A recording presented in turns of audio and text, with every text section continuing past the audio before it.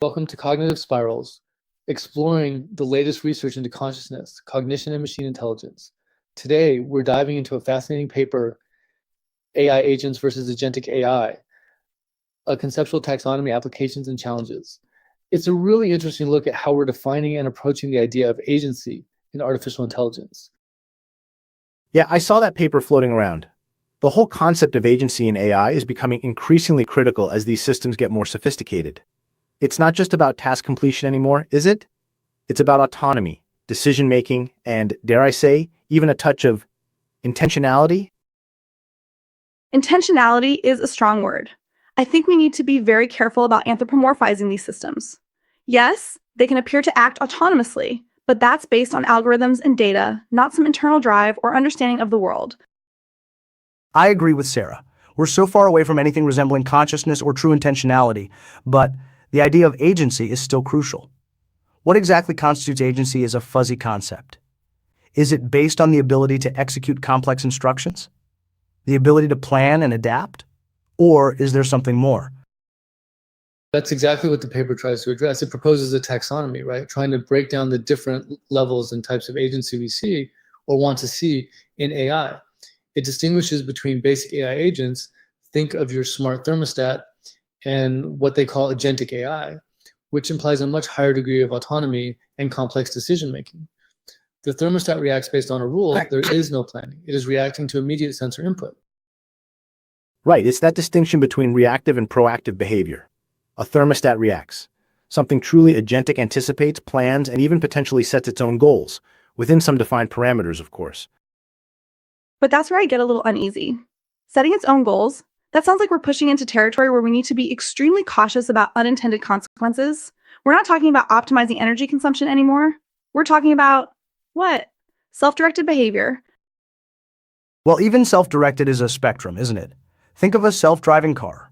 It has a goal getting you from point A to point B, but it's constrained by traffic laws, sensor data, and a whole host of other factors. Is that self-directed or simply a sophisticated application of algorithms? The more constraints you have, the less agentic it becomes. The paper touches on this with examples, actually. They talk about AI in healthcare, where an agent might analyze patient data, suggest treatment plans, and even personalize medication dosages. That's a significant step beyond a simple rule-based system. The agent is evaluating, planning, and making recommendations based on a complex understanding of the data. And that's where the power of deep learning comes in, right? The ability to process massive amounts of data and identify patterns that a human physician might miss. The model is trained on many examples of treatment outcomes, and the patterns it finds can be used to make future plans. The agent can then learn the causal effects of its intervention and improve over time. So it doesn't just do things, it understands the repercussions of its actions. I'm still not convinced that deep learning is the only answer, or even the best answer. Deep learning excels at pattern recognition, but it often struggles with abstract reasoning and generalization. I mean, look at the adversarial examples. Tiny perturbations in an image that can completely fool a deep learning model. That shows a real lack of robust understanding. I think you're right to be cautious, Sarah. It's easy to get caught up in the hype. Deep learning is essentially brute force. It needs a lot of training data to learn anything at all. What happens when the AI is faced with a situation it has never seen before, in a location or context it isn't familiar with? Does it just freeze, or does it make potentially dangerous assumptions? The paper also raises some important ethical considerations related to the use of AI in autonomous weapon systems. If we create AI that can independently identify and engage targets, who is responsible when something goes wrong? The programmer, the military commander, the AI itself? Current laws aren't written for such scenarios. Autonomous weapons are a scary thought, no doubt. But I think the focus should be on establishing clear lines of accountability and control. The AI should be a tool, not a decision maker. There always needs to be a human in the loop, especially when it comes to life and death situations. That's the ideal, but the reality might be more complicated. In a fast-moving conflict, a human might not have the time to make every decision. There's a real risk of devolving control to the AI simply because it's faster. That's why I think we need to focus on building AI that is explainable and transparent, so we can understand how it's making its decisions. Explainability is key. It's not enough for the AI to be accurate. We need to know why it made a particular decision. And I think that's where current deep learning models fall short. They're often black boxes. We can see the input and the output, but we don't know what's going on inside. I think a better model would need to incorporate spatiotemporal reasoning, so at least we could track its thinking in an abstract space. Going back to the healthcare example, imagine an AI that recommends a specific treatment plan. It's not enough to say, this plan has a 90% success rate. The doctor needs to understand why the AI is recommending that particular plan for that particular patient. What factors is it considering? What are the potential risks and benefits? That level of transparency is crucial for building trust and ensuring patient safety. Absolutely. But let's not underestimate the power of data. The more data we feed these systems, the more accurate and reliable they become.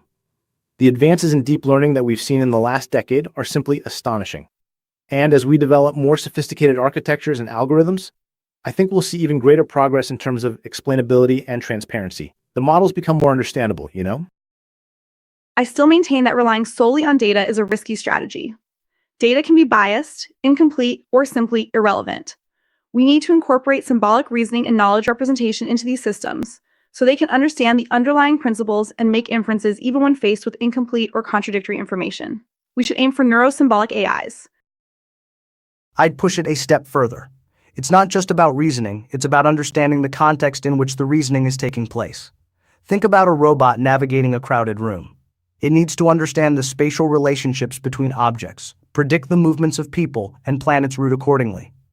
That requires a sophisticated understanding of spatiotemporal dynamics, something that current deep learning models struggle with.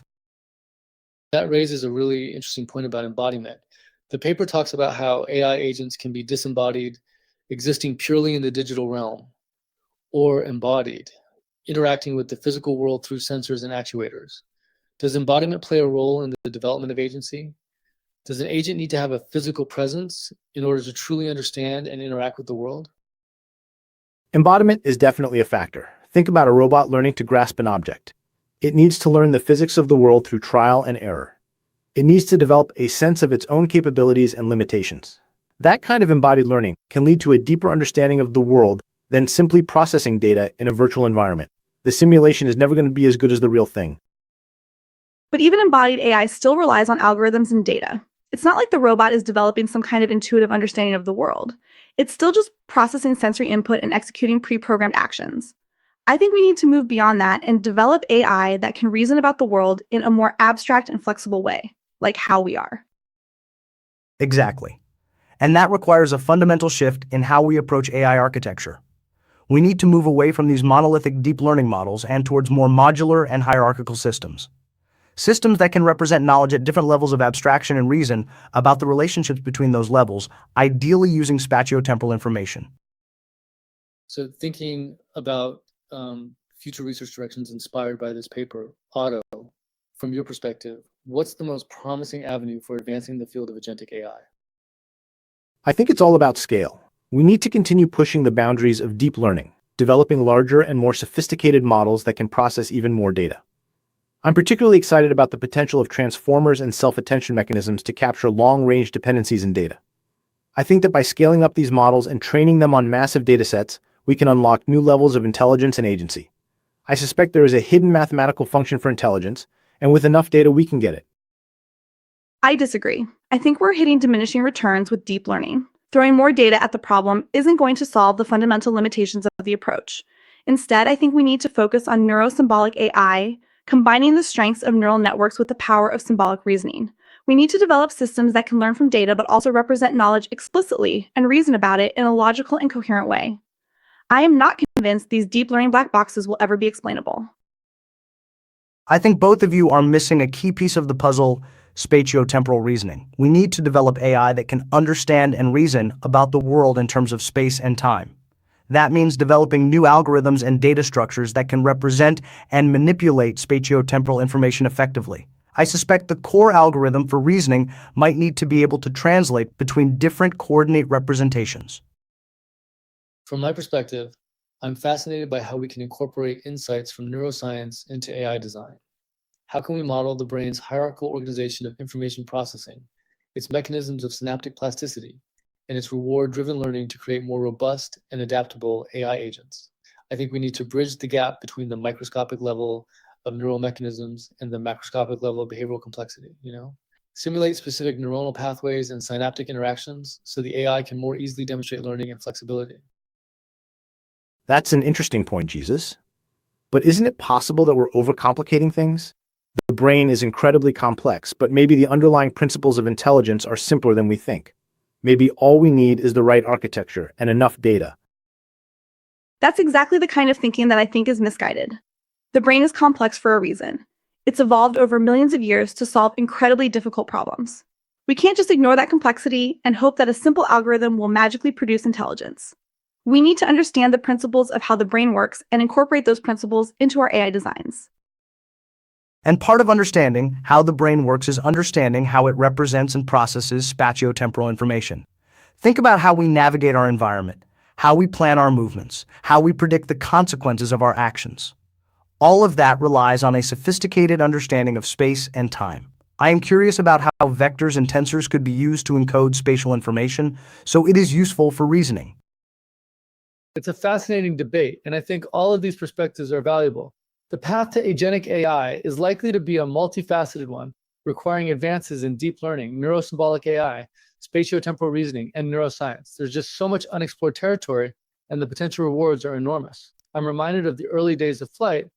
Everyone had different ideas about how to build a flying machine, and it took a combination of different approaches to finally crack the code. The Wright brothers didn't just copy the birds, they understood the underlying principles of aerodynamics. Yes, and the sheer volume of data being generated and processed by AI systems today is astounding. It's a testament to the power of exponential growth, suggesting that the path towards a significant improvement in AI capabilities, and eventually AGI, is definitely fueled by data and computational capacity. Yes, and it's important to avoid thinking of the brain as some kind of black box we can just reverse engineer. The brain is a dynamic and evolving system shaped by experience and interaction with the environment. We need to understand how those interactions shape the brain and how we can replicate that in AI. Yes, and think about how different animals navigate the world. A bat uses echolocation to build a mental map of its surroundings. A bird uses magnetic fields to find its way across continents. Humans use a combination of vision, proprioception, and memory. Understanding these different strategies could provide valuable insights for designing more robust and adaptable AI navigation systems. We need to understand that spatiotemporal data represents the world. Well, this has been a stimulating conversation. It's clear that the concept of agency in AI is complex and multifaceted, and there's still a lot of research to be done. Thank you, everyone, for sharing your insights, and thank you to our listeners for joining us on Cognitive Spirals. We'll be back next week with another deep dive into the fascinating world of cognitive science and AI. Thanks for having me. My pleasure. Thanks. Until next time.